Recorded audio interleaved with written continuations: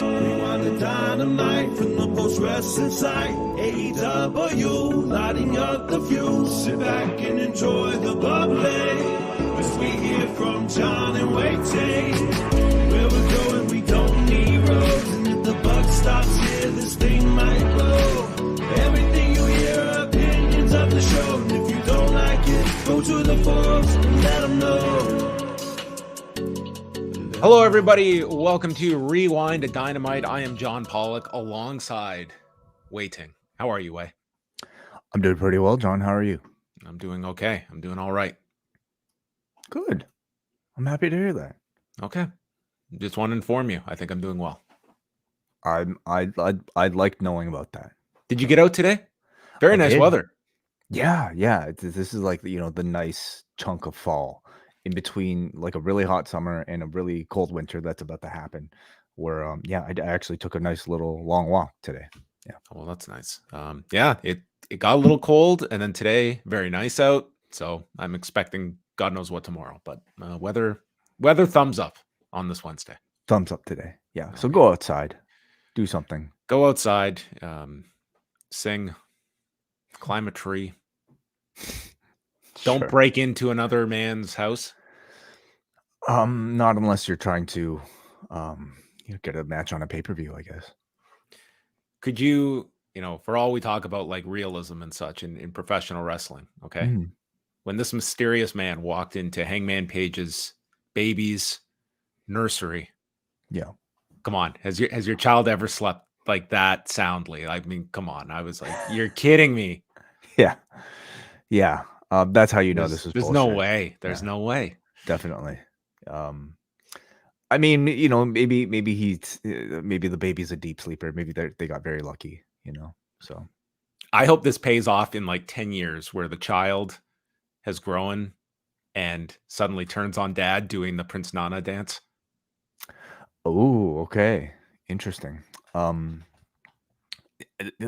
book it. Sure. Yeah. Okay. We'll talk about home invasions later on in the show, but we have lots to get to on the show. Want to give a heads up to people if they want to check out today's edition of Pollock and Thurston. We had our lengthiest show to date. We had Alan Forel on from the Pro Wrestling Torch site, someone I've wanted to have on for a long time, and we spent the whole show going over the ballot for this year's Wrestling Observer Newsletter Hall of Fame, going through many of the interesting candidates, some that we think are obvious picks, some that are definitely debatable ones, who are some dark horse picks, but going through many of them, including CM Punk, Roman Reigns, the Young Bucks, all people that are going to produce a lot of level-headed analysis and calm reaction, given what this will mean for the community at large. So check that out. A great discussion with Alan, who even revealed his belief the greatest wrestler of all time is on this ballot. So find out who. But always a great discussion. And then as soon as we finish the show, Brandon informed me that Endeavor is seeking to explore strategic opportunities. I was like, oh my goodness, should we just continue on our show and go live again? But we are going to get into all the news. Also want to give a plug to the wellness policy from Tuesday. Open topics. That's correct. Lots of different directions that you guys went in. Yeah, you actually listened? I started. Okay. Had a long day, but I did have it on for a portion, so I was listening. Enjoy the weather. Put the podcast on. No real agenda. We talk about a whole lot of different things, and as always, an enjoyable conversation I had with the two of them. Okay, so check out those shows, and later on we'll go over what is coming up later on this week at the site. But the story I mentioned, Endeavor, we're going to start off with that. And today, Endeavor, they got a big jump in. This is the Endeavor side of the business. So Endeavor has a 51% stake in TKO Group Holdings, but then there is the separate Endeavor company itself, which is also public. And so the Endeavor stock got a big jump in after hours trading today because they put out a press release that Endeavor, the talent agency and sports group, was exploring strategic opportunities. They put out that as part of this review of strategic alternatives, the company will not consider the sale or disposition of the company's interest in TKO Group Holdings. So all of this is not going to affect anything regarding TKO and Endeavor's 51% stake in it. But Ari Emanuel stated that given the continued dislocation between Endeavor's public market value and the intrinsic value of Endeavor's underlying assets, we believe an evaluation of strategic alternatives is a prudent approach to ensure we are maximizing value for our shareholders. And those are words that always perk up Wai's interest. Maximizing value for shareholders. Just have that inked on your chest if you're one of these officials. Endeavor has not set a deadline or definitive timetable for the completion of the strategic alternatives review process, and there can be no assurance that this process will result in any particular outcome. The company does not intend to comment further regarding the review of strategic alternatives until it determines closure is necessary or advisable. So they're not going to comment it on any further, but they are more than happy to see people picking up the stock. So part of this has to do with a recent valuation of their competitor, CAA, and they have just been a majority purchase of CAA was recently made by a French billionaire, Francois Henri Pinault, for $7 billion. So if you're looking at that valuation, Endeavor's belief is that, well, that puts a value on us as well. So this did result in the TKO stock. At last check, it was up about 25% in after-hours trading. Now, to get further clarity on this, Silver Lake, which has 71% of the voting power in Endeavor, they have stated that they are working on a proposal to take Endeavor back private after it went public 2 years ago, and they are not interested in selling its shares in Endeavor to a third party, nor entertaining bids for assets of Endeavor. So this is all a interesting puzzle that Endeavor is forming, the hope of which is going to lift up their stock. And conversely, I mean, this can also be just focused on Endeavor. You know, I am sure like the TKO stock has been underperforming. It's at it closed today at just under $79, and it has been very flat since the recent SmackDown deal was announced and what Ari Emanuel went over in terms of the it's just not gotten out to the level that they were hopeful of. So Endeavor is making some potentially very big moves where Endeavor could end up going back private. It seems like certain ideas are on the table, and we'll see if this is just a short-term swing for the Endeavor stock or if there is anything more significant to this. But there you go. There is your thought, Wai. So does this caution you, Wai, about buying any Endeavor stock, or are you getting antsy just at the announcement of this? I don't have enough money to invest. Oh, you do. All. This stock is trading at like $17. You could afford some Endeavor stock. Okay. And they would. Right. Well, that was pre after hours selling. Now you're gonna have to go above the 20s. Correct. Right. So let's say Endeavor, I don't know, but becomes a private company again. You could still TKO would still at that point be a public company. Yes, TKO is still a public company, and that would not affect any of that. We're still going to get our quarterly calls unless something dire goes for the TKO side, which they will be doing their next earnings call next week, actually. So you can look forward to that. Actually, it might be it's next week, I believe. Next story is WWE raking in that international PLE money. They're going to Berlin for a title that must have just been, an 8-figure focus group to come up with. Bash in Berlin. That is going to happen on Saturday, August 31st, which is Labor Day weekend, at the Mercedes-Benz Arena in Berlin, Germany. This will be their first premium live event in the country of Germany, which they are actually running this weekend for a live event during the European tour.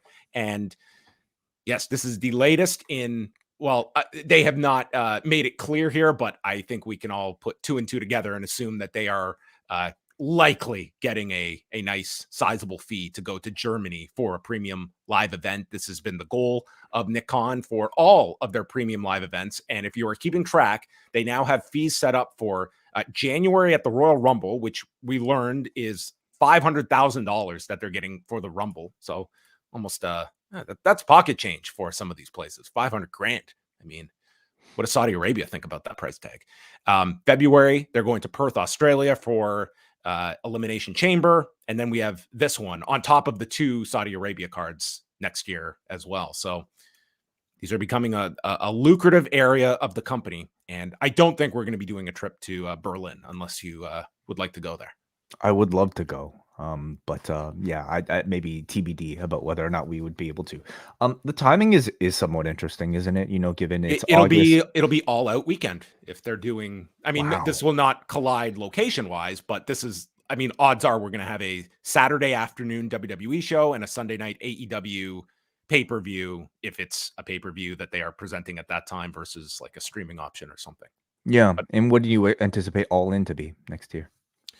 Well, we know All In is what it will air on. So we assume what the date is.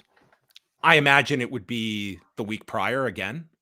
So for a lot of people that might be traveling over there, I mean, if you're gonna go to London, you might as well maybe take the extra flight to Berlin. That sort of two-stopper. And what about SummerSlam? SummerSlam, they have not announced where SummerSlam is going to be yet. Okay, so that will be. Yeah, that could be July or August. They could put that, and that's probably a stadium too. Whether it's in the U.S., whether it's overseas, they could do SummerSlam overseas if the right amount is there as well. But not just like the fact that they are, it's international events too that are, I think, actually going to make their U.S. based shows like they're going to be much more rare. And they're going to probably grow demand for domestic shows when they do run them, when you see so many of these international shows as well. Jon Jones, he is off the UFC 295 card. So this is the show that they have scaled prices to such an ungodly degree to try and break their gate record at Madison Square Garden. And they have lost easily the biggest fighter on this card. So Jon Jones tore his pec training. And he's going to be out, Dana White stated, 8 months. So that's, he's got to go for surgery, big recovery ahead of him. So his fight with Stipe Miocic is off. Miocic is not fighting on the card either. So in their place are Sergey Pavlovich and Tom Aspinall, which is a very good heavyweight title fight, but the star power is greatly reduced. They will fight for an interim title, and they're moving to the main event, the light heavyweight title fight between Yuri Prohaska and Alex Pereira, who are fighting for the vacant belt. So if you are someone that, I believe the cheapest tickets that some people saw were like $900 or something. I don't know how you would feel about this change of things, but it's a big blow to the card at Madison Square Garden. I think the UFC is, they will still fill this place. They are very hot, but it's a big blow to this card. And I would imagine that the pay-per-view is going to take a big hit when you're going from a Jon Jones fight to Sergey Pavlovich and Tom Aspinall and Yuri Prohaska, Alex Pereira, even though it's two very good fights, but the name value is greatly reduced. But Wai did inform me he is still coming over that night. He's been big on the Pavlovich train. Sure. Yeah. Do you think that they'll add anybody else to the show? No, I don't think so. I think this is probably what you're looking at. I mean, they have their 5-fight main card, and I don't imagine them adding much. There's always that chance, but I would think that they would have had that announcement ready if there was something else that they were going to throw at. I think this is probably the card they've got. NXT on Tuesday night, Halloween Havoc, the first of 2 weeks of the show. It did 787,000 viewers and a 0.21 in the demo. So they were basically even in viewers. They were down a percentage point and down 9% in the demo, which was technically their lowest since September 26th. But this was going against Game 7 of the Diamondbacks and Phillies that did 8.9 million viewers, plus a Lakers Nuggets game that did 2.8 million viewers. So this, all it lost to was baseball and NBA on Tuesday night. And some of the highlights of the show included Lyra Valkyria winning the NXT women's title from Becky Lynch. And I would assume concluding Becky's NXT run that I would classify as a pretty big success, both with the numbers she pulled. This was a show where they were up against a lot on Tuesday night, but I still thought this was a very good number for them. And I think you couldn't have asked for much more of what you got out of Becky. You got several big matches, and in the end, she put over like the next big female star they want to push in Lyra Valkyria. Yeah, I don't know how you could classify this Becky run as anything but a tremendous success. It's been great for NXT. It's been great for Becky Lynch to be able to say, maybe next time she's up for her contract's up for negotiation, hey, look what I can do. Look what I could possibly do for the competition if I was attached in the same way. I love the fact that they, decided to put the title on Lyra Valkyria. I think maybe, there was maybe certain speculation about like Jade Cargill potentially getting that win, but somebody like a Jade Cargill is already made, whereas somebody like a Lyra Valkyria could really, really, really benefit from a win over Becky Lynch. So I'm sorry for Xia Li, but I'm happy for Lyra Valkyria. Oh, that's right. Xia Li, just odd woman out in this whole thing. Well, Jade Cargill was there. One of two thrones that we saw represented on this show, because you had Jade Cargill with her throne to watch the main event, as well as Lexis King making his entrance. Did you get to see the former Brian Pillman Jr.'s NXT debut? I got to see the entrance. Yes. Okay, you didn't see the match. I didn't see the match. No. It was a pretty forgettable match. I was not impressed with the match. It was it did not wow me in any way. The entrance would have been the high point of the presentation. Mm-hmm. The rest of the show, they also did a tag title change with Andre Chase and Duke Hudson winning the tag titles. And what I thought was like a pretty entertaining opener with Kiana James and Roxanne Perez in their Devil's Playground match that incorporated swings and like a teeter-totter, all things that a devil would play with.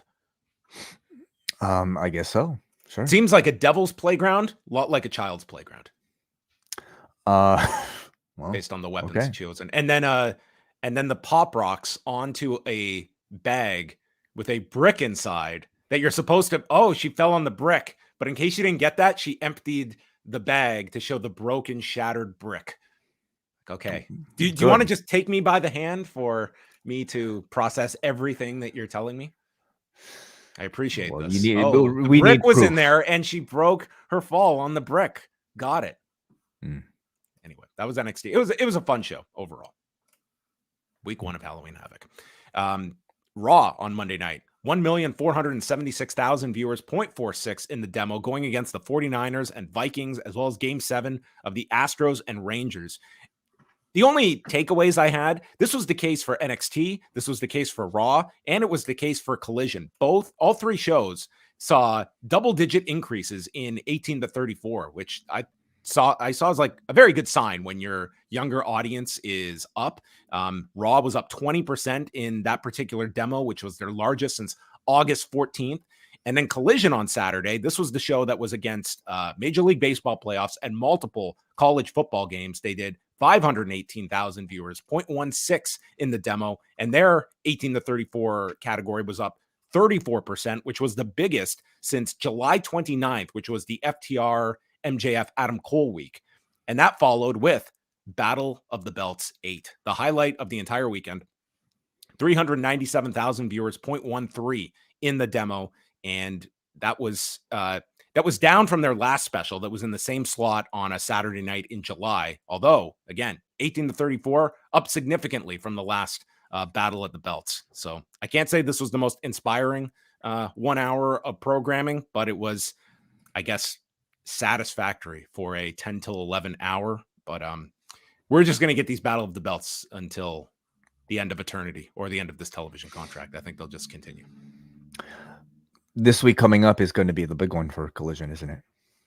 Well, this one, they have a big match that they have added to Collision, and this will be going against the World Series. So they will have that to contend with, as well as the usual college football. But they, on just a couple of days' notice, are going to do MJF and Kenny Omega for the AEW title. And this was the only time you could have done it after you had booked MJF in a match tonight, if you wanted to do something to stop the streak of MJF breaking Kenny Omega's streak. So they are, in fact, going ahead with it on 3 days' notice for Uncasville, Connecticut. So this is probably one of their bigger matches that they have done. This is, to me, bigger than that Danielson, Ricky Starks, Texas Death match they've done. You have to go back a ways for something of this magnitude for Collision.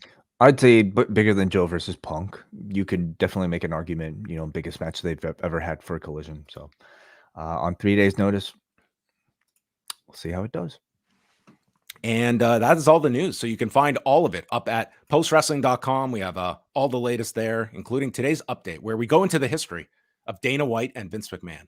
Because now that they're buddies, they're all under the same umbrella, I decided to do some digging and look back at some of the public comments, especially from Vince McMahon's side. And it's been an interesting relationship. Like, they're has been so many tactics of Vince McMahon that we're aware of that would have generated quite the vitriol in response from Dana White. And the man has been pretty respectful of Vince McMahon all these years. Like, he has a clear respect for Vince McMahon, even though this guy, tried to scoop his announcer from underneath him the day of a fight night card and giving him bad seats at WrestleMania. But you know what? Now they're business partners together. For now, at least. For now. Yeah. Who knows? This world changes at a rapid clip, but you can read that today in my news update up on the site. And you know what? If you are someone that has dealt with a lot of complex business relationships, we want to simplify things for you, because there's one item out there that makes everything simple. That's NordVPN. Thank you very much, John. What a segue. Quick thanks to sponsors of the show, NordVPN. John, what's the first thing you and I do whenever we check into a hotel for one of these work trips? We drink beer. Second thing. Then we decide to watch random anime from across the world and want to find a suitable stream that's going to broadcast it to our hotel room. So we've definitely never watched anime together before, but in order to do that, let's say we wanted to, you got to ask for the Wi-Fi password, John. That is the first thing anybody probably does whenever they check into a hotel. But did you know, John, that whenever you sign into public Wi-Fi, you are leaving your phone or computer susceptible to cyber attacks from hackers, making your browsing history, account logins, payment information, and even text messages vulnerable. A VPN that is trusted is a must whenever you're accessing public Wi-Fi, whether it be at a hotel, at an airport, a coffee shop, or even your local library. Encrypting your traffic and hiding your IP address, making sure your data does not belong to anybody but yourself. And NordVPN is one of the most established and reputable VPN providers in the field. Voted Best VPN for Privacy of 2023 by security.org with an editor's rating of 9.7 out of 10, stating in its review, NordVPN's encryption is beyond reproach. It offers military-grade encryption, aka 256-bit AES, the highest encryption standard there is. You've been asking me, John, how can I get a 256-bit AES encryption? It's in my way. If I wanted to join the military, what would I want to look into? And Wade was like, guess what? I've got the product for you. This is it. All of this, plus premium security features like threat protection and double VPN, and the ability to access geo-block services such as AEW Plus. A standard 2-year plan with Nord costs $3.08 a month when you sign up at nordvpn.com/postwrestling. You get 4 bonus months on top of all 2-year plans when you sign up using our code. Try it and get your money back within 30 days if you're not satisfied. Again, $3.08 a month when you sign up at nordvpn.com/postwrestling. Check the link in the description. Sign up with code postwrestling and get yourself some bonus months. And let Nord know you found them through post. Okay, well, you've scared me into getting this product. I didn't realize I was just putting my phone out there for the world to take. I mean, I'm going to get on this right now, and I know where to go. So thank you very much, Wai, for that heads up. Okay, well, let's chat a little bit about the mailbag show that is coming on Thursday. Ask Away is back for the month of October. We are going to be answering all of your questions from forum.postwrestling.com. And of course, we take your audio questions too, which are free to send, and you don't even have to get them encrypted. You can send them to us clean at memo.fm/postwrestling. We will be getting to all of your questions. We have quite a few already. So if you want to send them in, last call is out there. We'll be putting this out on Thursday afternoon/evening for everybody to check out. Always one of our favorite shows of the month to do, where we get to go into many, many different directions, and you are the conductors. We are merely the passengers. I love all of our shows, but yeah, this one might be my favorite to do as well. A variety of topics and a lot of great questions typically from our post-wrestling audience. So listen to that this weekend. Another quick plug, though, for our charity auction that's going on right now for our friends at Real Digital. At charitybuzz.com/MMM2. This is your chance to jump the line and pick your own edition of Rewind-A-Way. You get to be a guest on the episode, and we will review any wrestling or MMA event that you choose, along with some bonus merch items courtesy of Robert Pearson. So we've already got one bid there, John, $250. So you think you can do better? Well, simply go to CharityBuzz.com/MMM2. This is in support of the Doe Fund. So the auction is up until November 7th. Get your bids in right now. Yes, this is a very cool organization that you will be supporting. And my God, I would like to get one of these t-shirts. So maybe I'll have to make a bid as well. So great prize pack and your choice of a future wrestling/MMA card that we will review for Rewind Away access. So check out all of that. And final thing we will note, we have 4 Cafe shows coming up over the next couple of days. Besides Ask Away, Rewind to SmackDown on Friday, Collision Course back on Saturday after the Kenny Omega MJF match with Kate and John Cena. And then on Sunday, MCU later. And we're going to have coverage of Fighting Spirit Unleashed on the weekend.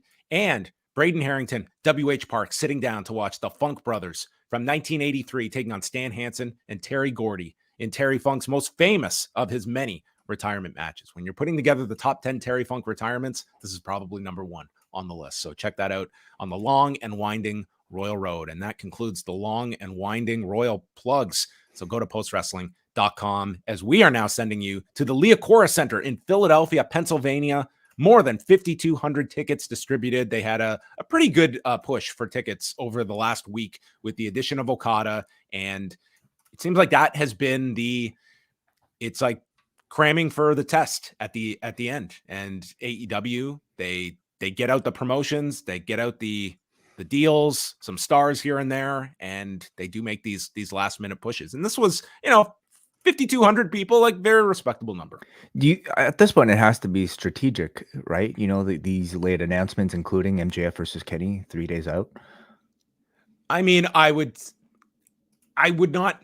It would not be my call if I was doing MJF and Kenny Omega to do it on such short notice. I would have wanted that out like a week prior, just because that is a really important big match. But I mean, they may have the intel that states that, you make something, you do it in closer proximity to the show, and it's going to be that last minute buzz and push. Like they certainly have their reasoning for it.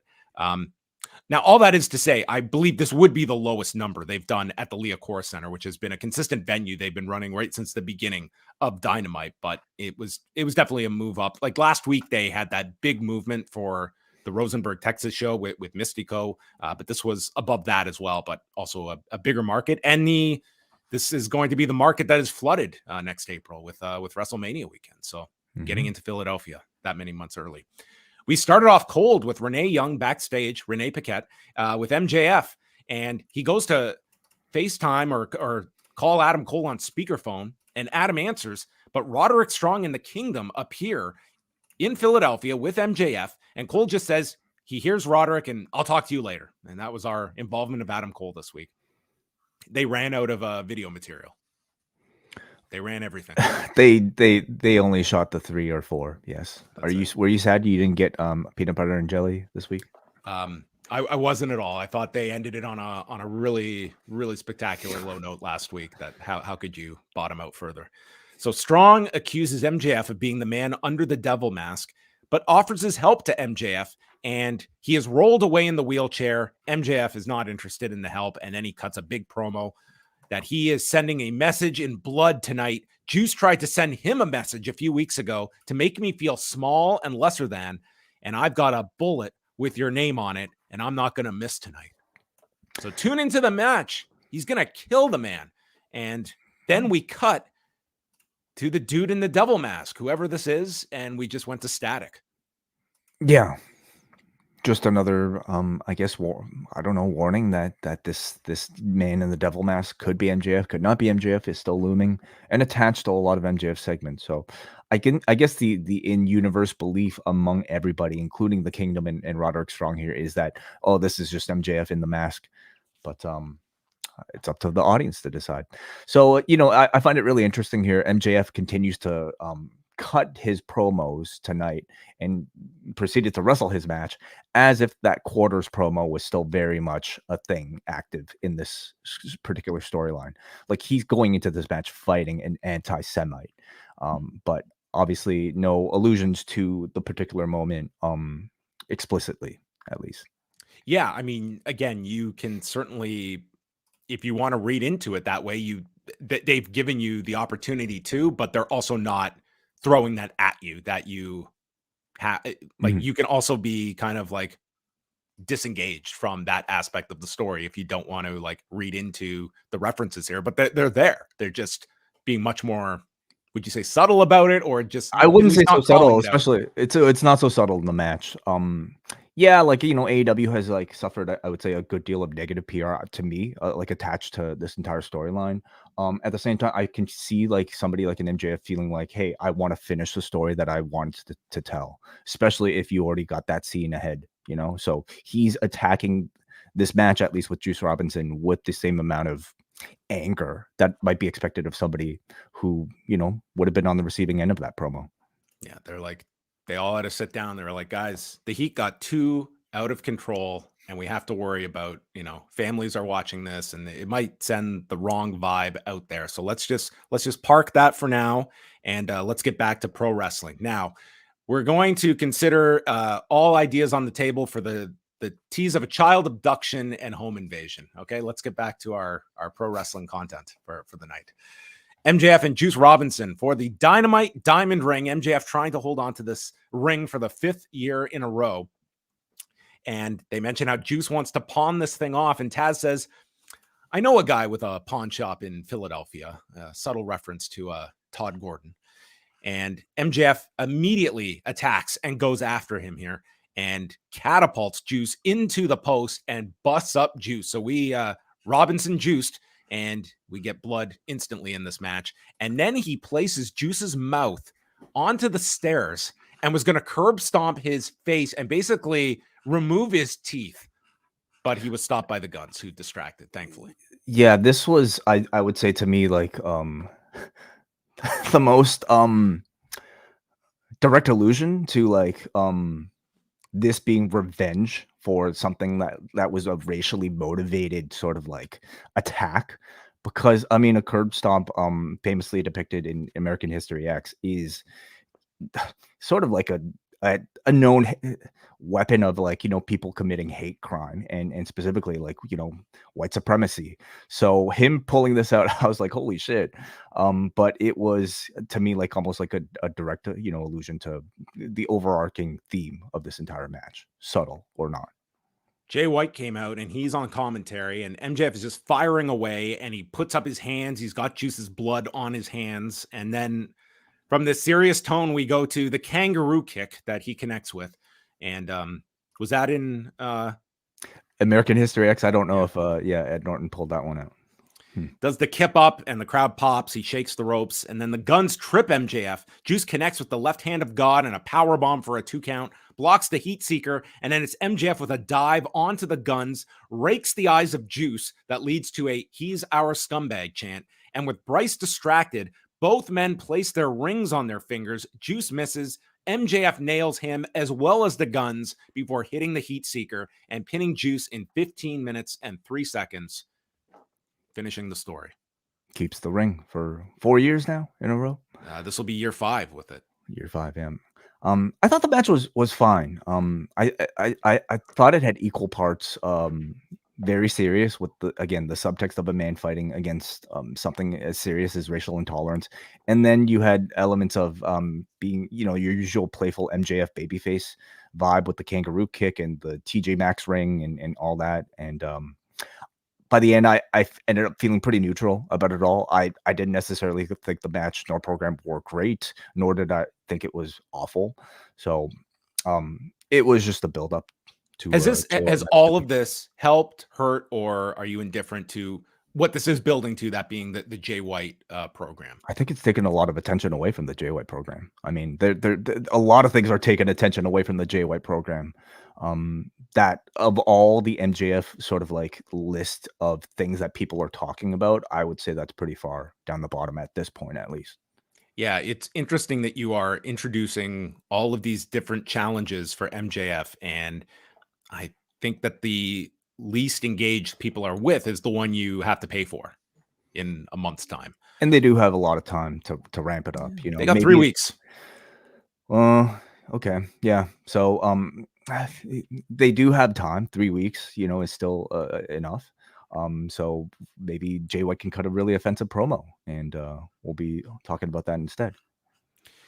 It's a 3-on-1 attack when Roderick comes down and sends the Kingdom in to help MJF, but they are fought off. White enters and they go to attack with the ring. When the Acclaimed come down, they chase off the Bang Bang Gang.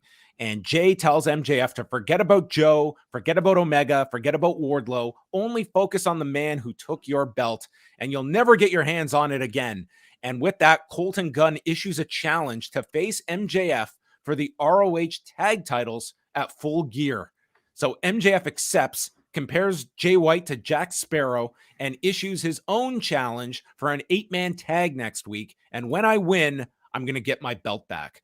So it will be MJF with 3 partners, and they've sort of introduced all these options that MJF has, but he has not committed to any of them. In fact, he has like turned down some of these offers. So that's left hanging who he will pick as his partners. But it looks like we're going to get the same deal as we did at Wrestle Dream, with MJF working twice and defending the tag titles against the Guns. Right. Yeah. In a tag team match with a partner to be determined. And possibly Roderick Strong in this spot that they might be teasing. Right. You would think for the buy-in again? Yeah, I guess if they found that to be an effective tool of putting MJF on the buy-in. Yeah. Mm-hmm. Yeah. I don't see it as a big hook for me personally. Like I don't know. It is what it is. I mean, I just see it as another maybe storytelling element if it's going to be a Roderick Strong. This one being very different, I guess, from your last match, because you ended up it was MJF and Cole going for the titles, teaming up, and then the two of them facing each other in the main event.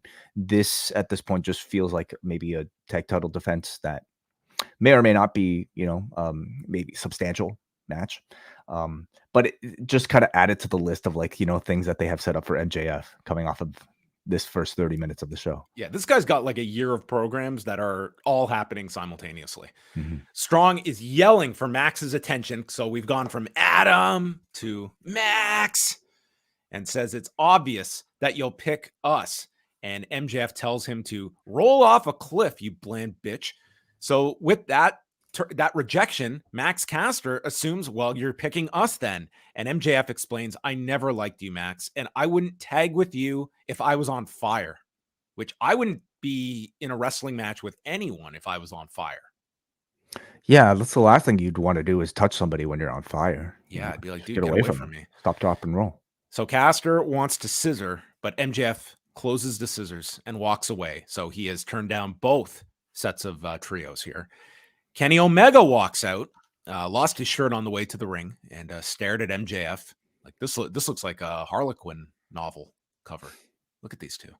I agree with that. Sure. They just stare at one another, and he says that MJF has something he wants, but Omega has something that you want, and said, I lost my chance with a live mic once I lost that title. Like, what? He came out here with a live mic. Like, what? You haven't talked? Is that what he said? That's what he said. I lost the chance at a live mic once I lost that belt. I don't know. I didn't hear it clearly. Correct me if I'm wrong, but I'm pretty sure that's what he said. Okay. He says he deserves the right to defend his streak. And then in the immortal words here, well, gee, golly gosh, don't be afraid to show it. That's what they'll use for the promo, I'm sure. Yeah. So it's the Cleaner versus the Devil on Saturday. They shake on it, and then it's Omega who pulls in Max and says, 3 days, bitch. Mm-hmm. I like the 3 days, bitch. That's probably a band from the 90s. 3 days, bit. They should sell shirts on Saturday. Tonight, bitch. Sure. You question, them putting a match this big on free TV on 3 days notice, and maybe why this might not have been set up a bit earlier when you do know that the streak, is when that was going to come up. But it's a big match, a lot of expectations, I'm sure, for this, the ratings for this edition of Collision.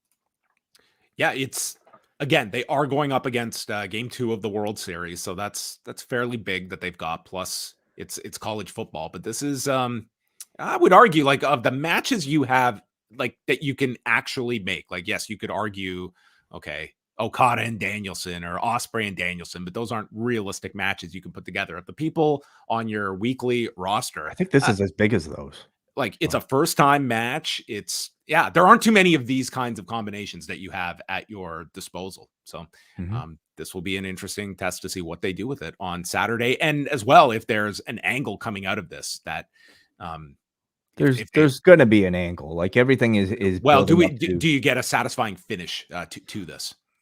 I wouldn't say it's 100% for sure. You know, both of them need protection. This is again a TV match, so I think they have enough of it out to be able to, say they could even do a draw, which typically leaves people a lot more satisfied. Does he even have the championship right now? Jay White has it, right?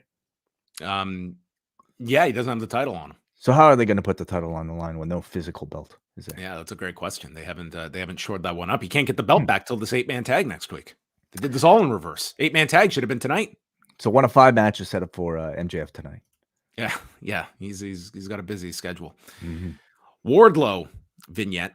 He went into a dark place for 4 months, being at home. He says, "I wasn't hurt and I wasn't on vacation," which kind of requires an explanation. Well, what was it then? What are we led to believe?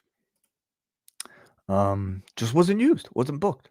Well, that's not what he said, though. Is that what we're to believe? Like, why wasn't he booked? That's a good question. He was sick of seeing MJF succeed and people cheering him on, and watch the man he beat headline the biggest card ever. And he says that there is nothing left for MJF to take from Wardlow, so now he will take everything from MJF. Meaning his title, I guess the ring, his friendships, his pickles. What else could he take? Cat. Doesn't he have a cat? He does have a cat. I don't think he's going to put that up for grabs. Where does this rank on you, for you, John, of the MJF sort of agenda? The future Wardlow match. Where does this rank? This is a TV match at present. Right. We will get into this, but you would have to think that there's going to be a really big match for MJF now on this Long Island pay-per-view. Yeah, certainly. It could be Wardlow. And you could do Wardlow. I mean, in that, like, if you are, well, I would say at this point, I wouldn't be too worried about Wardlow being cheered over MJF anywhere, but Long Island, it's going to be exceptionally all MJF. It's a long time, though, December 30th. Yeah, it's 2 months away. Anyway, is there any worry of I guess having MJF having so many of these opponents? Is there a worry that the finishes for these matches are going to be telegraphed when you've got so many opponents already lined up? Well, I would say for Saturday, I think that's not as big of an issue. I think that these are all big matches that I think if you have a strong, compelling match that people will buy into. The idea that a Kenny Omega could just beat an MJF, I think that's a viable finish for people. I think it's a tougher sell for people with a Jay White, for instance. Yeah, I don't think it's an issue either. I mean, they can always book a shocking surprise finish. We just saw it with Lyra Valkyria and Becky Lynch, and poor Xia Li, being left out in the cold after having her program already set up. So sure. Are you expecting them to go back after making such a big deal about the whole bidding war deal? Do you think they just shut that down? Does that resurface towards the end of the year? Everything was building towards that, and there's not a peep about I don't think anyone believes MJF is leaving at this point. Well, I don't know about that. Do we know when the actual contract is up? I have a hard time imagining that there is not something in place given what his role, everything is built around this guy. I don't dispute that. I just meant simply for the audience and for the public and to be able to tell the story. No. There's been no announcement of that. But it's how do you even play that? How does your top babyface play up? I'm thinking of leaving. I don't even know how you do that story in this. You could do that story. No, you can be Bret Hart, going to WCW in 1997. You are kind of being forced to leave, and it's not necessarily your choice, but for the benefit of your career. And then you need a heel that's pushing him out. There are plenty of heels that might be pushing him out. Well, it could only be one person. You want Tony Khan in this role, and why would he be pushing MJF out of the company? Yeah, I think it's a really tough story to tell at this point, and at a time when I wouldn't want to be making WWE as you know, I the don't company think that my top guy is considering going to. because it's such a big thing in AEW and such a big thing attached to MJF's character, I don't think they drop it. I think you'll at least see a mention of it, even if it's just like, squashing it and saying, I'm a babyface now, I'm going to be AEW for life. We just tune You know? into Collision one week and there's him signing a piece of paper. I'm signed for 5 years. It's all done. Good. Well, John Silver, Alex Reynolds against Hook and Rob Van Dam. Uncle Rob, as Taz mentions. Very big reaction for Van Dam here in Philadelphia, coming out to walk. And Reynolds blindsides RVD. Dark Order takes over. Evil Uno's getting involved. And then Hook is outnumbered during the break, so they work on him. Van Dam's in to hit the Rolling Thunder on Silver. And then Uno misses Van Dam with a chair, and that leads to the Van Daminator. Lays out Reynolds, 5-star frog splash, and he pins he hits the frog splash on Reynolds, but Silver is legal. So Hook applies the red rum and submits Silver in 7:56. And the announcer said that I think we saw a smile on Hook. They caught him smiling for just a second. And that's where Taz mentioned, well, he's with Uncle Rob. Uncle Rob. I love it. Uncle Rob. Yeah. Van Dam looked really good as he has, this entire time. Anytime he's shown up in AEW. So hot tag. Crowd love to see him. I think he's the kind of person that you can use sparingly. I don't think this needs to be a regular featured character, but every now and then he can just drop into the world of AEW when it makes sense. And I think a tag scenario where he's with Hook, it's a great person to pair him with. Are we at the point now where we should be telling bigger stories with Rob Van Dam beyond just these sort of, occasional tags? My issue is that I just feel that like there's such a wave of our 45, 50-year-old performers that I feel we need to be getting away from so much of the focus on some of these people. And Rob Van Dam would not make my cut of somebody that I would be carving out storylines for and extra time for. It feels like this company, it's certainly got a perception now of being like, it doesn't have necessarily the feel of like, these are all the young, hot stars of tomorrow. Like they've got an aspect of that, but it's certainly more divided now to me. Obviously, the expectation would be to use a Rob Van Dam to further a Hook, to make Hook, sort of like the center of attention. I'm sure there's a way of doing it, but I don't know if Hook's feeling like the center of attention, at least not maybe in a match like this. Well, maybe we'll get them at home. Uncle Rob and nephew Hook with Taz. Yeah. Hanging out. Out of nowhere, they just state that Toni Storm is going to challenge for the women's title at Full Gear, and it's going to be promoted as the Hollywood Homecoming. So she's going to be a giant babyface at the Kia Forum in LA. We go to the back, and there is RJ City, and it's our throw to the newest film, Hold That Butler, as we go to picture-in-picture, and we get a voiceover for the Dodge Ram over top of this, and it was still on the full screen for this, and I thought this was starting the video, but it was for a truck ad. Then we get the reveal during this film that the butler is Luther. Yes. I could not recognize Luther without that I guess face paint and all this stuff, The man cleans up really well. Looks like a very good butler. He's got a role. Got a role, yeah. I like having Luther attached to Toni Storm as you would expect his muscle. So I don't know how much of the silent film you actually saw, but like she was talking about wanting to leave Philadelphia, and it seems to me that they're suggesting that she's leaning towards being a heel. You would certainly maybe expect that as well if she's going to be facing Hikaru Shida. So good luck with that. Well, yeah, I know. In LA. Calling the Hollywood Homecoming. Yeah, exactly. So, I mean, the fact that she has like a big, large man as a manager essentially that could get involved in her matches, also seems to suggest that she'll be working as a heel. But you're right, like she'll be, it'll be an uphill battle fighting against some of those reactions. So let's see how they play it. Shivani is in the ring and calls this the greatest wrestling city in the world. And welcomes out. I mean, this guy's going to be called on it next time he tries this. He's not a man who historically has shied away from hyperbolic statements. Yeah. He welcomes out Sting and Darby Allin. Darby, coming off of a Nitro Circus, has his arm in a sling. And Sting takes the mic, thanks Philadelphia, mentions his history here. And he thanks Darby. Couldn't have come this far without him. He's the best partner I've ever had. And then Sting starts like, he's had some weird interactions with these fans. He's like, oh, I heard you say, oh, like he wouldn't be my best partner. But yeah, he's my best partner. This was when Tony Tony in the back and Tony in the ring were probably thinking, okay, like we have a lot to get through in this segment, so wrap it up, Sting. He also thanks Tony Khan for making this happen. And this is where he says, Tony wants me to give the mic back, so he has to forfeit the mic.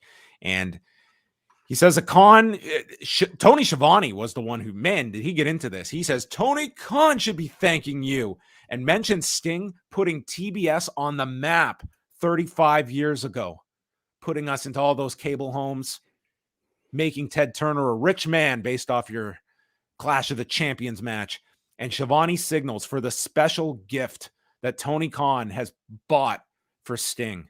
He has secured a man. He has bought Ric Flair. And out comes Flair, his AEW debut.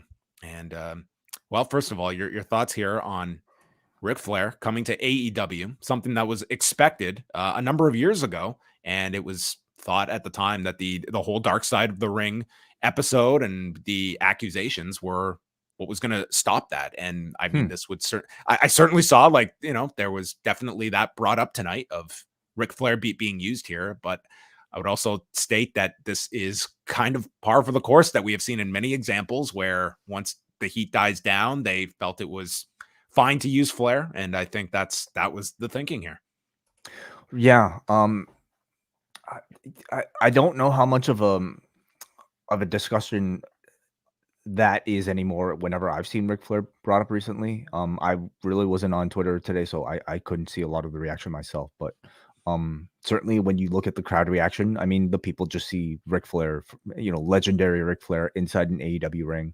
I think it was newsworthy because of, you know, the man, when was the last time the man, other than maybe for his own match, appeared in any promotion outside of the WWE? You know, the NWA last year showed up for their anniversary show. Okay, a good point. But to me, like, I think in maybe most audiences' minds, the man is very much tied to the WWE.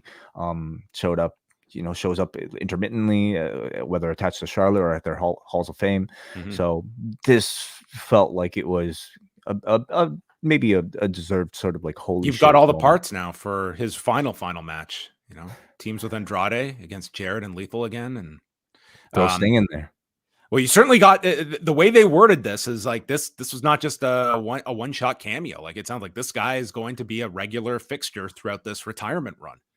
Yeah. So what do you mean? What do you think that means? Okay. He said, he was purchased to be Sting's like lackey for the next like 3-4 months. Right. Okay. So he got bought you a man. Well, that's essentially what you're in charge of Ric Flair for the next 4 months. You've got to get him from town to town. Right. Yeah. And that's the look on Sting's face. Sting. So listen, if Sting knew that Ric Flair was coming out here, the man deserves an Emmy, because his reaction was like, I would totally buy the idea that they kept this away from Sting and he had no idea that Flair was coming out here, because there was really nothing for Sting to have to do in this segment. So it's not as though he needed to be necessarily clued in that they could have done this as a legit surprise. I saw his reaction. I'm like, Sting's definitely a much significantly improved actor performer in the latter stages of his career, but I don't know if he's this good, because he looked just stunned. It looked very genuine to me. So yeah. Look at this guy. We've never seen that like, this guy has had like the range of Keanu Reeves before. And look at this man. I mean, that's just a different range for Steve Borden. I mean, and the warm embrace that the two shared in ring felt very genuine as well. Maybe a first time, or at least first time in a long time type of meeting between the two on TBS, no less. Flair speaks about magical moments and the Clash match that they had going against WrestleMania, and how Sting lived up to all of the potential, became one of the greatest wrestlers, one of the biggest celebrities, and the nicest guy I ever met. And he wants to come along for the ride. When's this retirement, Sting? When is it? March? Sting's like, I don't know. We haven't announced the date yet.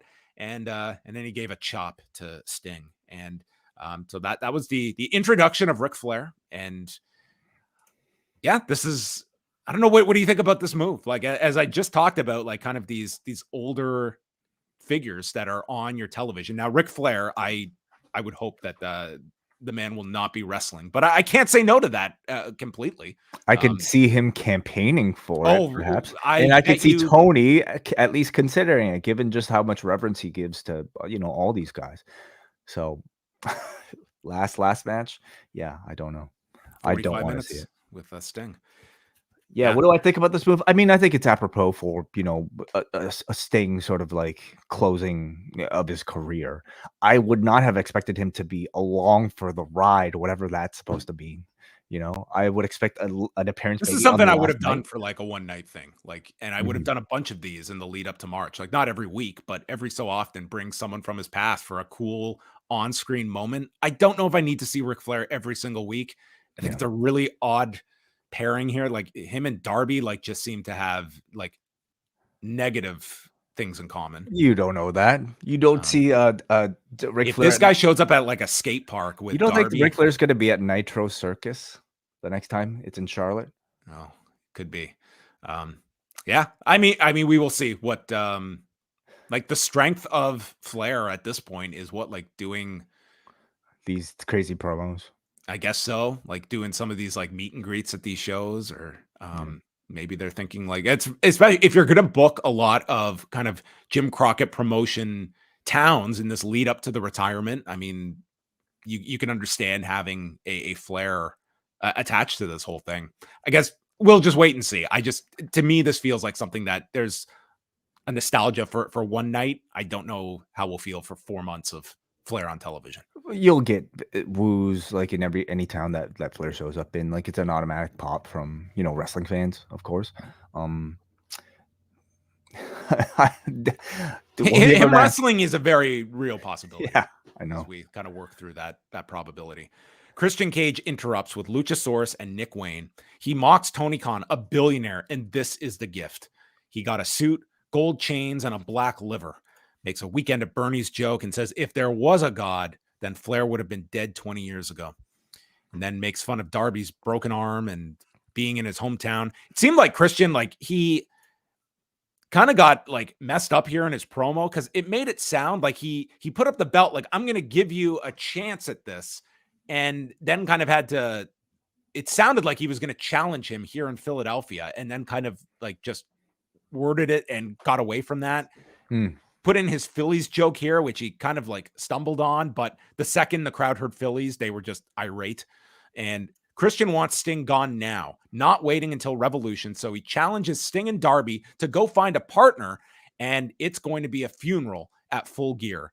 And Sting's comeback. Achoo! Oh, I'm sorry. I'm allergic to jackasses. And man, if ever you want to hear what the definition of a respectful chuckle is, that's what this crowd provided. 64-year-old Sting of the ultimate like dad grandpa joke here. Oh my God. I'm allergic to jackasses. Like, yikes. This man has no fear. He was a bit cooler when he was just up in the rafters, not talking at all. So, yeah. And the obvious tease is Adam Copeland being the sixth man that they are actively pushing, but Adam Copeland remaining steadfast. He will not fight Christian. Right. Yeah. I mean, I just see that, of course, as, a long-term build, delaying it. But what are we getting here? Six-man, Christian, Nick Wayne, Luchasaurus versus Darby, Sting. And I guess, yeah, they're campaigning to get Edge involved. Or maybe it'll be Flair. I mean, if Adam's not ready to go, then, Ric Flair is going to be bringing his gear every single week to whatever city they go to. Renee does a sit down with Chris Jericho. He can never remember getting a beat down like he got from Hobbs 2 weeks ago, but the thing that hurt the most was his ego, and is asked about reflecting on his career. Maybe this is time. He's always had immense self-confidence, but didn't see this coming with Hobbs. And he questions if he has what it takes to beat someone the level of Hobbs, or maybe I step back, get even stronger and confident because this is who I am, and go for revenge. And then Jericho mentions that Don Callis has a family. Well, I've got a lot of friends too. And some of those friends are even bigger than Powerhouse Hobbs. Maybe it's time I give them a call. Like, who are these friends of yours that are bigger than Powerhouse Hobbs? I can think of one on the roster. Paul White? Yeah. The return of Jericho. Big Show versus Powerhouse Hobbs. I think the feud that we've all been, waiting for the years, This right? is you are not destroying my argument against the youth movement here with some of these ideas of where we're going. Let's think about this. Who are the other candidates that His Jericho has big been attached to? friends. Yeah. I have no idea. Hobbs is a very big man. Would you consider? I mean, Hager would be a disappointment, I think, and I don't even know if he's as big as Who? Powerhouse Hobbs. Jake Hager. Oh, Hager. I thought you said Taker. I was like, I don't think he's doing this. I don't think he's showing up. He's recording Patreon shows on Wednesdays. Yeah, right. Let's think about this. Let's not. Okay. All right. He'll have somebody. The Hung Bucks against the Hardys and Brother Zay for the ROH 6-man titles. This turned into like an entertaining 10-minute match. They had the advantage on Matt Jackson during the picture-in-picture. He hits a double Northern Lights onto Matt and Brother Zay. Zay was just flying all over the place throughout this match. I thought he got like a nice spotlight here and can kind of compensate for like Matt and Jeff, who should be in small doses in this. I think like you can really see like this is, they're trying to play on. They're trying to play on the magic of the Bucks versus the Hardys, and they just can't go at that level anymore. No. So Nick is in. So first we had a rolling jackknife, and then Hangman goes into the Deadeye, but avoids using it as Jeff Hardy gives the assist, so Brother Zay can hit the silly string and manages to hit it. And we haven't seen that one in a while.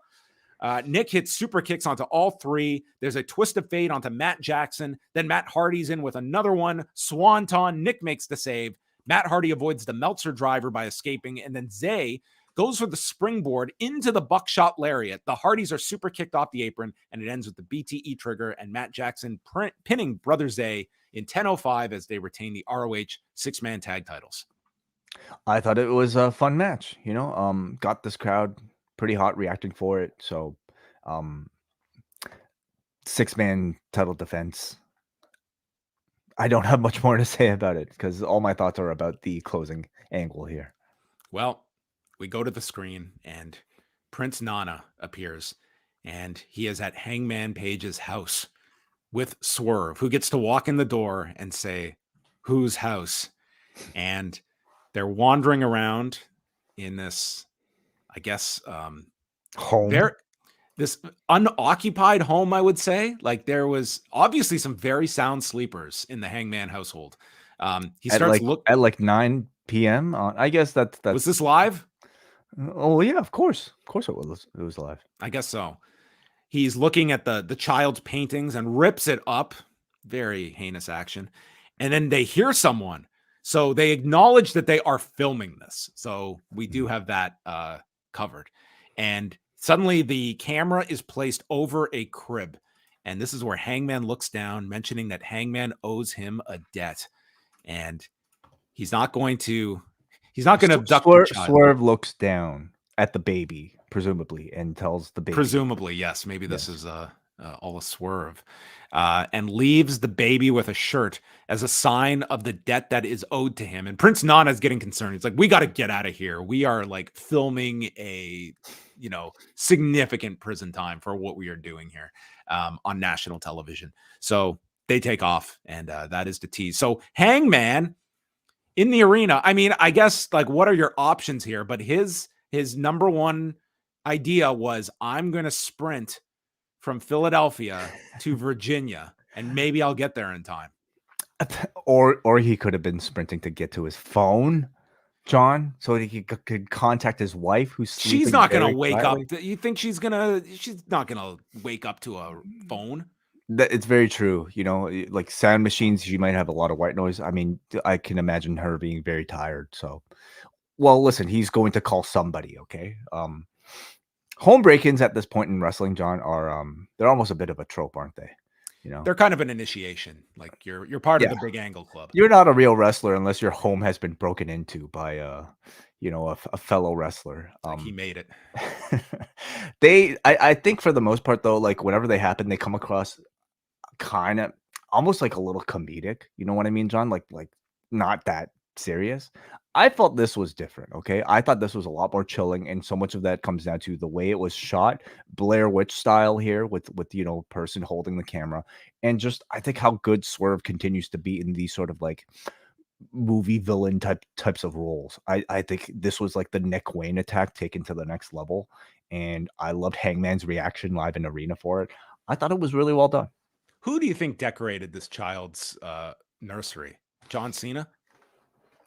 What's wrong with it? There's like nothing, like no color, no like pictures. Why do you need color? Well, why do you need any of that? What? I mean, it's just, I don't know. It's just they might be a very minimalistic, couple. Maybe the baby has no real baby doesn't even know what colors are yet.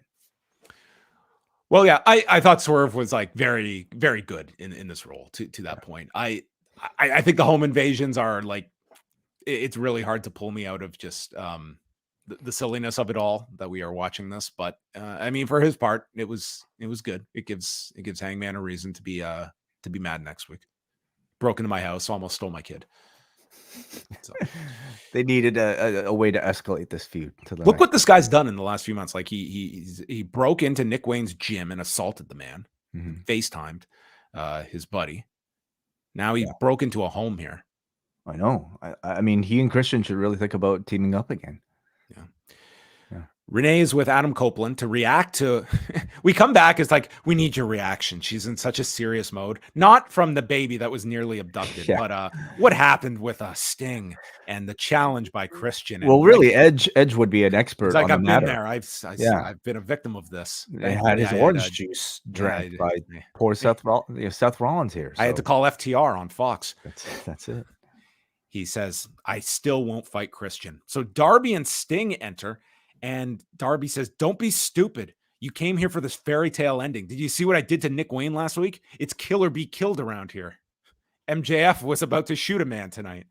And he mentions attacking Nick Wayne. So then Sting just like, step aside, Darby. It's my turn here. Like, this guy just, let me talk.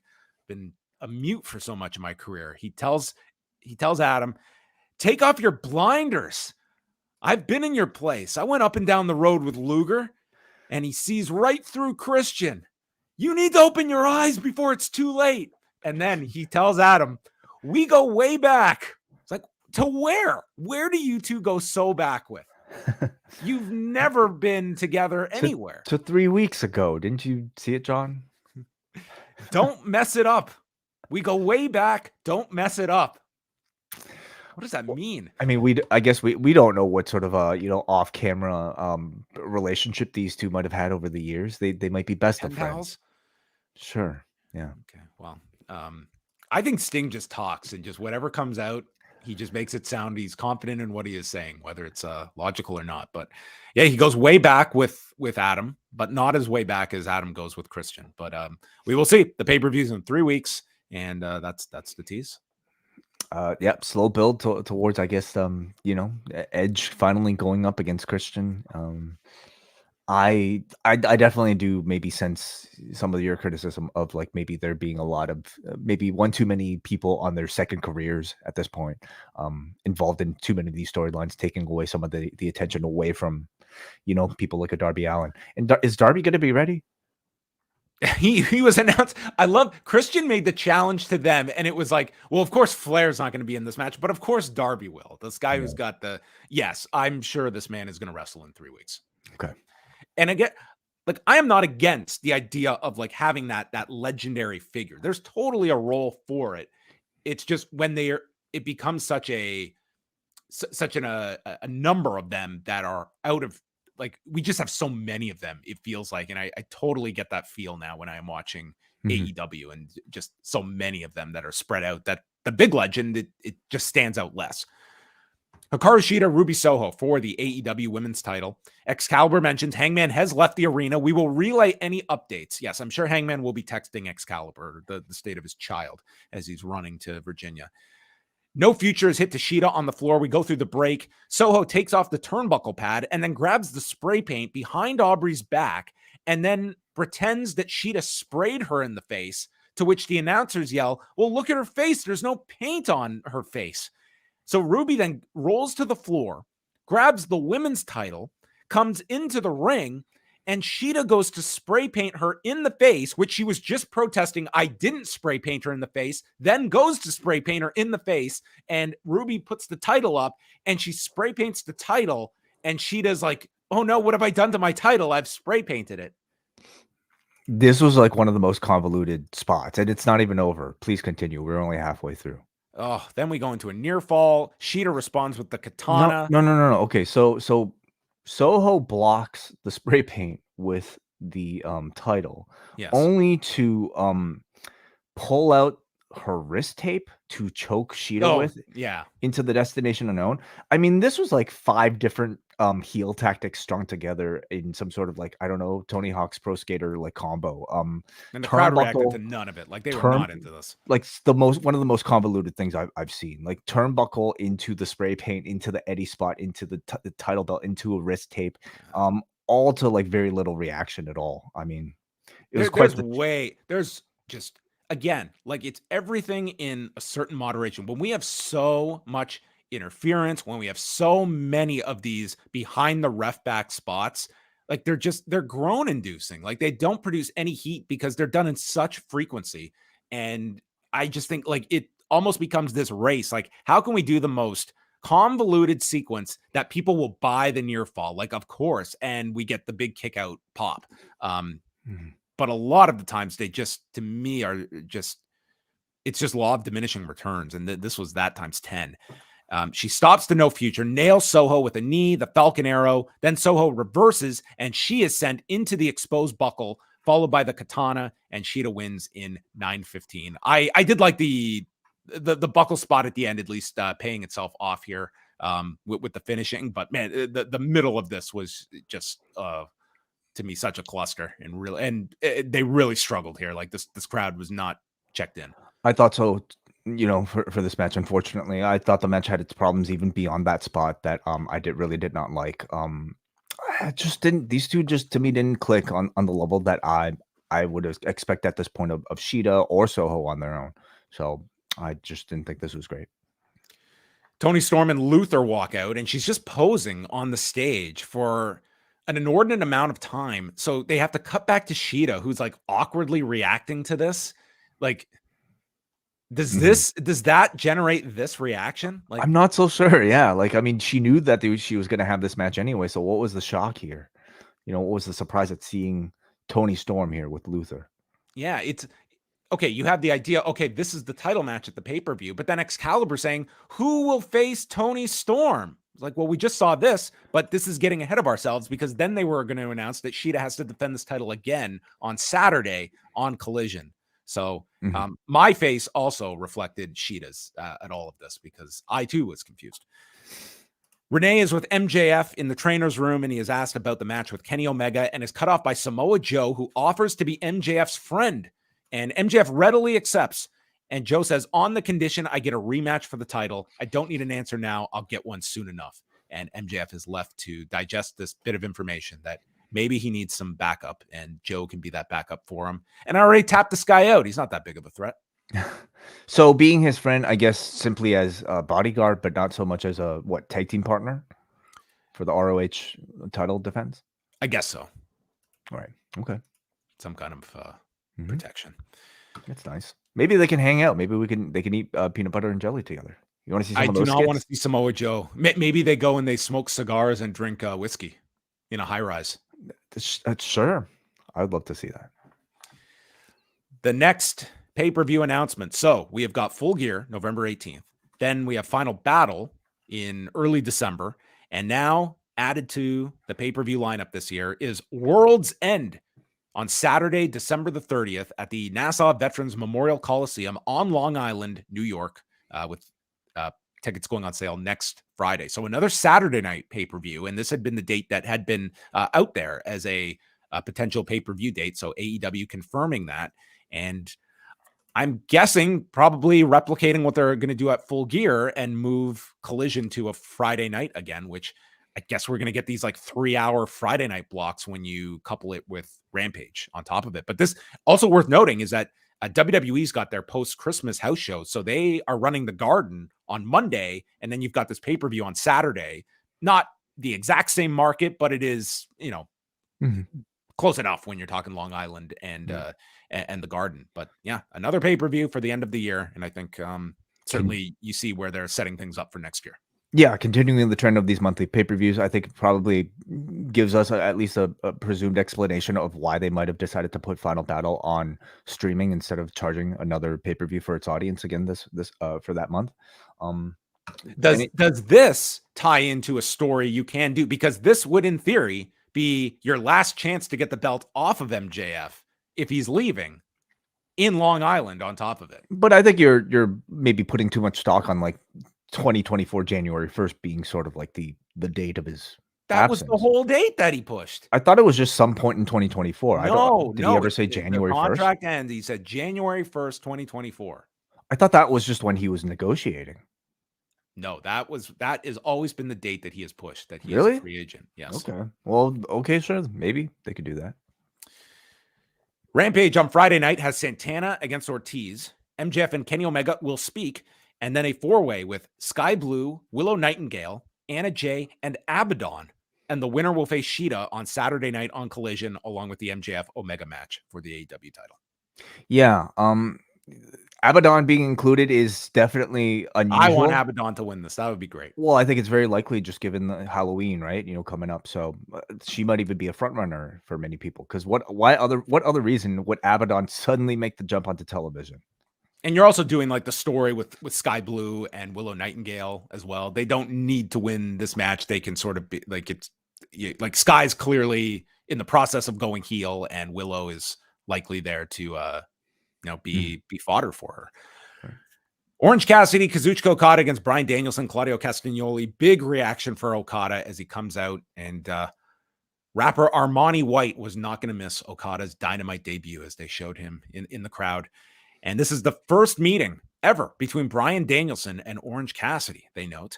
And they start off the match. Okada and Claudio are tagged in. The crowd's buzzing for that. And this was just really simple, but so effective, where they just escalated the combinations to eventually peaking with Danielson and Okada midway through being tagged in together. And each time the crowd just got more and more intense. And then when Okada and Danielson were in, like, they were just...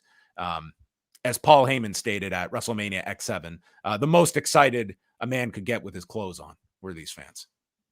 Yes. Yeah, exactly.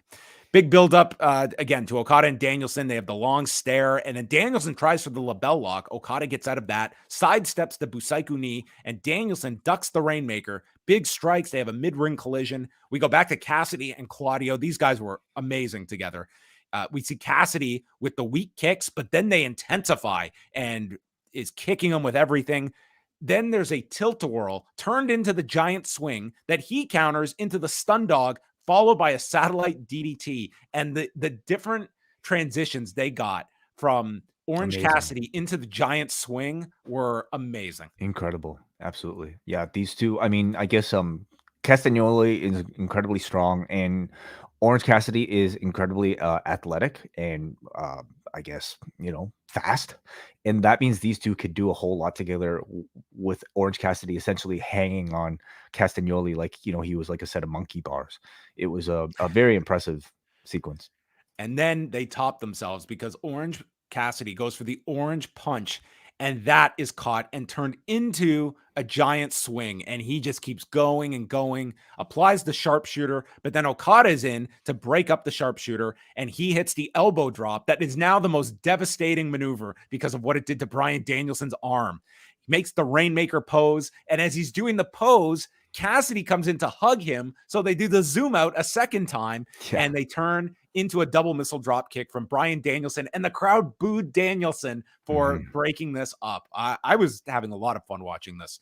And then there's a drop kick on Danielson, and that sets up the orange punch Rainmaker combo to Danielson, who then goes down, and he's selling his face as Claudio then does a springboard reverse uppercut and a pop-up uppercut to pin Cassidy in 16 minutes and 31 seconds. First of all, I love this match. It was so enjoyable, all the different combos. And when Claudio pinned Cassidy, my immediate thought was, I cannot wait for this singles match. And then they announced it for next Wednesday. I thought maybe this will be, well, it does make sense. It seems like Moxley is the big one. Yeah. But him and Claudio, I am so excited for that match next Wednesday. The crowd came here for Okada and Danielson, but I thought it was the combination of Claudio and Orange that I'm left thinking about. They were just Claudio Okada, like that's another one you can do if there's the date or time to do it. Like all of these, it kind of feels like Claudio's the setup, but he's a great setup. I think any combination of these four, you really can't go wrong. They're all really spectacular together. But Claudio, Orange, and the immediate, I'm really looking forward to. They came out really stealing the show. And then, we got. Did you get a sense that they were building towards Danielson versus Okada directly coming out of this? Oh, definitely. Like I don't feel that's coming up imminently, but this feels like this was their first time in the ring since Forbidden Door, and I would imagine that is. You would have to think probably a candidate for Wrestle Kingdom. Yeah. I completely like that. To me is the big rematch. And Danielson's got a few of them. Like you've got the Zach rematch that's been floated out there by Zach. So, I mean, the guy's got quite the, run coming up. Yeah. And thinking about this, like December 30th pay-per-view, I don't think that would conflict at all with January 4th, right? No, it should. Like it's probably not the easiest week for, you assume like Moxley is probably on that card and Danielson, but I mean, it's enough days apart, but right. And then this angle, the angle at the end. So that I certainly read as an angle. I saw a lot of people like concerned here, but I mean, number one, it was like, he took the orange punch and Rainmaker combo, and I was just watching like this to me screamed Bryan Danielson injury angle. That would be totally different. That like it's an injury to a part that we never really see, like a facial injury. And the fact that like, I don't know, I just like the announcers reference it, they shot it. Like I just totally read it as an angle. So yeah, I did too. I mean, like that's how I saw it. He could have rolled to the apron if it was like, something that was actually to be. Sorry, he could have rolled to the floor and not stayed on the apron in full view of the camera. I mean, you had the sides all come out as well. Like to me, this was like the two groups that are out, and here, like we've hit one of our guys, or you've injured one of our guys, and you even had the line from Excalibur here that like Okada was somewhat like mocking him, like he hurt him again. Sure, yeah.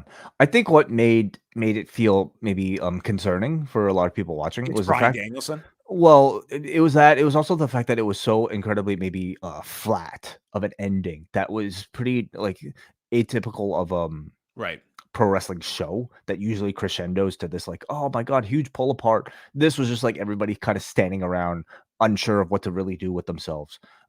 But I can also see Bryan Danielson being like, that's exactly the feeling I want. I thought that's the effective way to do it. Like you're left with the idea that this is different. Like we're not going to do this like a typical like injury angle. So that was the show. But the tag was the big high point of the entire show for me. The announcers were working really hard to draw allusions to, Yuta and Hook being a future match for the FTW title. They were trading words. You have Rocky Romero in the ring too. Right. Yeah. So everybody's in chaos now. Everybody's a part of Best Friends. Yeah. Mystico, Hook, throw them all in. Yeah, they're a lot of friends. Overall, I would say MJF and Juice Robinson didn't quite hit the level that I was expecting for that match. And I think some of it has to do where I do think the angle and everything, I think it did somewhat hurt the buildup for this, but no, the match was fine, but I didn't think it was like stellar on this show. The ROH 6-man tag title, I enjoyed that. Shida and Soho was a miss for me. But man, the tag was very strong stuff. I agree. I think tag was fantastic. I thought the Ric Flair surprise was again, maybe depending on how you feel about Ric Flair, I suppose. But I thought it was like a worthwhile surprise for this live audience that made that segment feel unique and feel special. For me, like much of the show is highlighted by, I think, the MJF sort of like universe of just so many things going on. This is becoming right Game now. of Thrones. Yeah. And it's not to say like in wrestling, you can't tell a story where everybody should be wanting to go after the champion. Can they do it in a clear way of communication that somehow makes everybody excited for whatever, all of these matchups? It's a tall task. It's a challenge. But we'll see. Because right now you certainly have to ask questions about like, how hot this Jay White feud, feels compared to maybe some of these others, including Kenny Omega coming up on Saturday. Yeah, it's a tough role where here's a guy that has been, I think if he had his way, I think he would be the number one heel in this company. But this has kind of organically grown for him, where he is now in the role of the top babyface in the company, and that's required. I think a lot of trial and error for him of like what works, what stays true to my MJF character, but also is enough that it is. And I think overall, I think he's navigating it pretty well overall, in terms of making what's a pretty seismic shift. Mm-hmm. Let's go to feedback, John, and we have a super chat coming to us. This one comes to us from Plethora, who sends $5. Thank you for the support, Plethora. He says, when the Observer voters don't vote Reigns into the Hall of Fame, do you see any WWE star in the near or far future being voted in? Would seem impossible.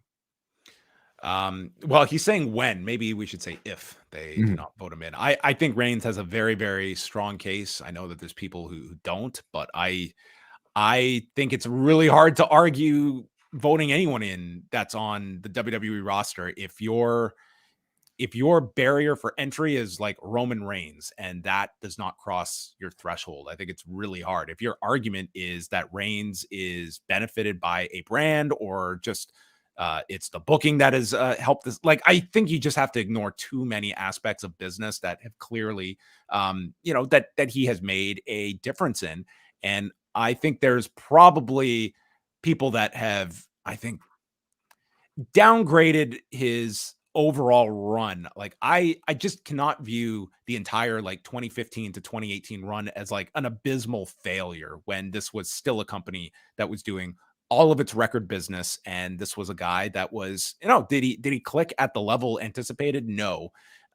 Anyway, to get back to the actual question here though, I see many people in WWE that have Hall of Fame cases attached to them. I think when Cody Rhodes is on the ballot, he's going to be a really intriguing candidate of where he is, because this WWE run is only going to strengthen that, especially when you look at what his age is and that he should get many more years ahead of him. Others, Seth Rollins is on the ballot for the first time this year. I do not see him getting the level of support. Him and Moxley had both been on prior and both fell off the ballot. That meant they were below 10%. They're both back on this year. So that's going to be an interesting one to see. Rollins, a guy who stayed in WWE all this time, and Moxley, who you're basically voting based on the past 4 years, because I don't think anyone is arguing that his WWE tenure is going to be a notch in his belt for eligibility into the Hall of Fame. But we went into all of a lot of this on the show today. But thank you for the question. Would you like to go to forum? Yes. Are you ready? Jesse from Cincinnati. I always follow AEW coverage, but I rarely watch Dynamite. The one time is when WBD settled the Jay Briscoe issue after his passing and had that memorial match, so I watch it. But with Okada being in Dynamite, thanks to AEW special friends from New Japan, are they too much teasing Bryan versus Okada too? Okay. So we answered that already. Are they too much teasing Bryan Danielson and Okada too? Yeah, man. It's like, I want this match too much. They promoted it too hard. Stop it. Yeah, let's move on. Okay. Let's go to Mr. Kane, who says, what a Dynamite. The MJF story has certainly been an interesting one.